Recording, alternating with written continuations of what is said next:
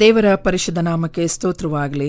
ನಿಮ್ಮೆಲ್ಲರಿಗೂ ಈ ದಿನದ ಈಸ್ಟರ್ ಹಬ್ಬದ ವಿಶೇಷ ಶುಭಾಶಯಗಳೊಂದಿಗೆ ನಾವು ಇಂದಿನ ವಾಕ್ಯವನ್ನ ಧ್ಯಾನ ಮಾಡಿಕೊಳ್ಳೋಣ. ಇಂದು ನಾವು ಇಡೀ ಜಗತ್ತು ಆಚರಿಸುವ ಒಂದು ಮಹಾನ್ ದಿನದ ಆಚರಣೆ, ಅದು ಈಸ್ಟರ್. ಇಂದಿನ ನಮ್ಮ ವಿಷಯ ಮರಣದ ಮೇಲೆ ಜಯ. ಸತ್ಯವೇದದಿಂದ ಮಾರ್ಕನು ಬರೆದ ಸುವಾರ್ತೆ 16ನೇ ಅಧ್ಯಾಯದ 1-11 ವಚನಗಳಲ್ಲಿ ದಾಖಲಾಗಿರುವ ಅದ್ಭುತ ಘಟನೆಯ ಮೂಲಕ ಈ ದಿನ ನಮಗೆ ತರುವ ಒಂದು ಸುಂದರವಾದಂಥ ಸಂದೇಶ ಏನು ಎಂಬುದನ್ನು ನಾವು ನೋಡಿಕೊಳ್ಳೋಣ.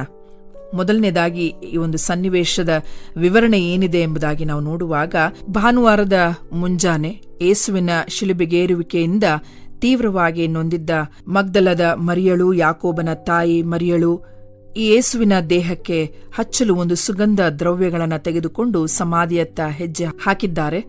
ಅವರ ಮುಖದಲ್ಲಿ ಮಡುಗಟ್ಟಿದ ಒಂದು ದುಃಖ ಮತ್ತು ಅವರ ಮನಸ್ಸಿನಲ್ಲಿ ಒಂದು ದೊಡ್ಡ ಪ್ರಶ್ನೆ ಕಾಡುತ್ತಿತ್ತು. ಸಮಾಧಿಯ ಬಾಗಿಲಿಗೆ ಹಾಕಿರುವ ಆ ದೊಡ್ಡ ಕಲ್ಲನ್ನು ನಮಗಾಗಿ ಯಾರು ಉರುಳಿಸುತ್ತಾರೆ? ಆ ಕಲ್ಲು ಕೇವಲ ಒಂದು ಬಂಡೆ ಆಗಿರಲಿಲ್ಲ, ಅದು ಅವರ ಆಸೆಗಳ, ನಿರೀಕ್ಷೆಗಳ ಮತ್ತು ಪ್ರೀತಿಯ ಅಂತ್ಯದ ಸಂಕೇತ ಆಗಿತ್ತು. ಮರಣವೇ ಎಲ್ಲದರ ಕೊನೆ ಎಂದು ಅವರು ಭಾವಿಸಿದ್ರು. ಆದರೆ ಅವರು ಸಮಾಧಿಯ ಬಳಿಗೆ ಬಂದು ನೋಡಿದಾಗ ಆಶ್ಚರ್ಯ ಕಾದಿತ್ತು. ಅಷ್ಟು ದೊಡ್ಡದಾಗಿದ್ದ ಆ ಕಲ್ಲು ಅದಾಗಲೇ ಉರುಳಿಸಲ್ಪಟ್ಟಿತ್ತು. ಸಮಾಧಿಯೊಳಗೆ ಪ್ರವೇಶಿಸಿದಾಗ ಅಲ್ಲಿ ಯೇಸುವಿನ ದೇಹ ಇರಲಿಲ್ಲ. ಬದಲಾಗಿ ಬಿಳಿಯ ವಸ್ತ್ರ ಧರಿಸಿದ್ದ ದೇವದೂತನೊಬ್ಬ ಅವರೊಂದಿಗೆ ಐತಿಹಾಸಿಕ ಸಂದೇಶ ನೀಡುವಂಥದ್ದಾಗಿದೆ. ಭಯಪಡಬೇಡಿ, ಶಿಲುಬೆಗೇರಿದ ಯೇಸುವನ್ನು ನೀವು ಹುಡುಕುತ್ತಿದ್ದೀರಿ. ಇಲ್ಲಿ ಇಲ್ಲ, ಆತನು ಎದ್ದಿದ್ದಾನೆ. ಇದನ್ನು ನಮ್ಮ ಜೀವನಕ್ಕೆ ಹೋಲಿಕೆ ಮಾಡಿಕೊಳ್ಳುವಾಗ ಪ್ರಿಯರೇ, ಆ ಮಹಿಳೆಯರ ಮನಸ್ಸಿನಲ್ಲಿದ್ದದ್ದು ಕಲ್ಲನ್ನ ಯಾರು ಉರುಳಿಸುತ್ತಾರೆ ಎಂಬ ಪ್ರಶ್ನೆ ಇಂದಿಗೂ ನಮ್ಮೆಲ್ಲರ ಜೀವನದ ಪ್ರಶ್ನೆಯಾಗಿದೆ ಅಲ್ವಾ? ನಮ್ಮ ಜೀವನದಲ್ಲೂ ಅಸಾಧ್ಯವೆನಿಸುವ, ನಮ್ಮನ್ನ ಕತ್ತಲೆಯಲ್ಲಿ ಬಂಧಿಸಿರುವ ಎಷ್ಟೋ ಕಲ್ಲುಗಳು ಇರಬಹುದು. ಅದು ಗುಣಪಡಿಸಲಾಗದ ಕಾಯಿಲೆ ಆಗಿರಬಹುದು, ತೀರಿಸಲಾಗದ ಸಾಲವಾಗಿರಬಹುದು, ಮುರಿದು ಬಿದ್ದ ಸಂಬಂಧವಾಗಿರಬಹುದು, ಅಥವಾ ನಮ್ಮನ್ನು ಬಿಡದೆ ಕಾಡುವ ಖಿನ್ನತೆ ಆಗಿರಬಹುದು. ಇವೆಲ್ಲವೂ ಮುಗಿದು ಹೋಯಿತು, ಇದೇ ನನ್ನ ಜೀವನದ ಅಂತ್ಯ ಎಂದು ನಾವು ಭಾವಿಸುವಾಗ ಆ ದೊಡ್ಡ ಕಲ್ಲು ನಮ್ಮ ಕಣ್ಣಿಗೆ ಕಾಣುತ್ತದೆ. ಆದರೆ ಈ ಈಸ್ಟರ್ ಹಬ್ಬ ನಮಗೊಂದು ದೊಡ್ಡ ಭರವಸೆಯನ್ನ ನೀಡುವಂಥದ್ದಾಗಿದೆ. ಯಾವ ಮರಣವನ್ನು ಜಗತ್ತು ಜಯಿಸಲಾಗದ ಶತ್ರು ಎಂದು ಭಾವಿಸಿತ್ತೋ ಆ ಮರಣವನ್ನೇ ಯೇಸು ಕ್ರಿಸ್ತನು ಜಯಿಸಿ ಎದ್ದು ಬಂದನು. ಸಮಾಧಿಯ ಕಲ್ಲು ಉರುಳಿದ್ದು ಯೇಸುವನ್ನ ಹೊರತರಲು ಅಲ್ಲ, ಬದಲಾಗಿ ಆತನ ಶಿಷ್ಯರು ಒಳಗಡೆ ಹೋಗಿ ಸಮಾಧಿ ಖಾಲಿಯಾಗಿದೆ ಎಂಬುದನ್ನು ನೋಡಲು. ದೇವರು ನಮ್ಮ ಜೀವನದ ದೊಡ್ಡ ಕಲ್ಲುಗಳನ್ನು ಉರುಳಿಸುವುದು, ಆತನ ಮಹಿಮೆಯನ್ನು ನಾವು ಕಣ್ಣಾರೆ ನೋಡಬೇಕು ಎಂಬ ಕಾರಣಕ್ಕಾಗಿ.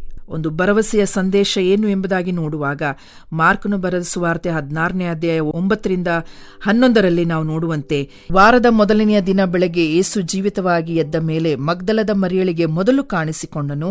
ಆಕೆ ಹೋಗಿ ದುಃಖಿಸುತ್ತಿದ್ದ ಶಿಷ್ಯರಿಗೆ ಆ ಶುಭ ಸುದ್ದಿಯನ್ನ ಹೇಳಿದಾಗ ಅವರು ಮೊದಲು ಅವಳನ್ನ ನಂಬಲಿಲ್ಲ. ಹೌದು, ನಿರಾಶೆಯಲ್ಲಿ ಮುಳುಗಿರುವಾಗ ಭರವಸೆಯ ಮಾತುಗಳು ಮೊದಮೊದಲು ನಂಬಲು ಅಸಾಧ್ಯವೆಂದೆನಿಸುತ್ತದೆ. ಆದರೆ ಅದುವೇ ಸತ್ಯವಾಗಿತ್ತು.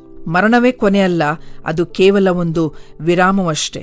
ಯೇಸುವಿನ ಪುನರುತ್ಥಾನವು ಕೇವಲ ಒಂದು ಚಾರಿತ್ರಿಕ ಘಟನೆಯಲ್ಲ, ಅದು ನಮ್ಮೆಲ್ಲರ ಜೀವನದ ಪ್ರತಿ ಸೋಲು, ಪ್ರತಿ ಕಣ್ಣೀರು ಮತ್ತು ಪ್ರತಿ ಅಂತ್ಯಕ್ಕೂ ದೇವರು ನೀಡುವ ಹೊಸ ಆರಂಭದ ಭರವಸೆಯಾಗಿದೆ. ಪ್ರಿಯರೇ, ಇಂದು ನಿಮ್ಮ ಜೀವನದಲ್ಲಿ ಎಂತಹ ದೊಡ್ಡ ಕಲ್ಲು ಅಡ್ಡಲಾಗಿ ನಿಂತಿದ್ದರೂ ಕೂಡ ಎದೆಗುಂದಬೇಡಿ, ಭಯಪಡುವುದು ಬೇಡ, ಕುಗ್ಗಿ ಹೋಗುವುದು ಬೇಡ. ಮರಣವನ್ನೇ ಜಯಿಸಿದ ಶಕ್ತಿ ಇಂದು ನಿಮ್ಮೊಂದಿಗಿದೆ. ನಿಮ್ಮ ಕಣ್ಣೀರನ್ನು ಒರೆಸಿ ಖಾಲಿ ಸಮಾಧಿಯತ್ತ ನೋಡಿ, ಏಕೆಂದರೆ ನಿಮ್ಮ ನಿರೀಕ್ಷೆ ಸತ್ತಿಲ್ಲ, ಅದು ಜೀವಂತವಾಗಿದೆ.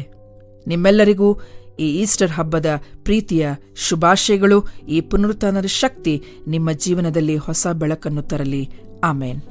ಈ ಕಾರ್ಯಕ್ರಮದ ಬಗ್ಗೆ ನಿಮ್ಮ ಅಭಿಪ್ರಾಯ, ಸಲಹೆಗಳು ಹಾಗೂ ಯಾವುದೇ ಪ್ರಾರ್ಥನಾ ಮನವಿಗಳಿದ್ದಲ್ಲಿ ನಮ್ಮ ದೂರವಾಣಿ ಸಂಖ್ಯೆಗೆ ನೀವು ಕರೆ ಮಾಡಬಹುದು. ನಮ್ಮ ದೂರವಾಣಿ ಸಂಖ್ಯೆ 9902606453. ನಿಮ್ಮ ಅಭಿಪ್ರಾಯಗಳನ್ನು ಇಮೇಲ್ ಮೂಲಕವೂ ನಮಗೆ ತಿಳಿಸಬಹುದು. ನಮ್ಮ ಇಮೇಲ್ ID info@fibaonline.org. ವಂದನೆಗಳು.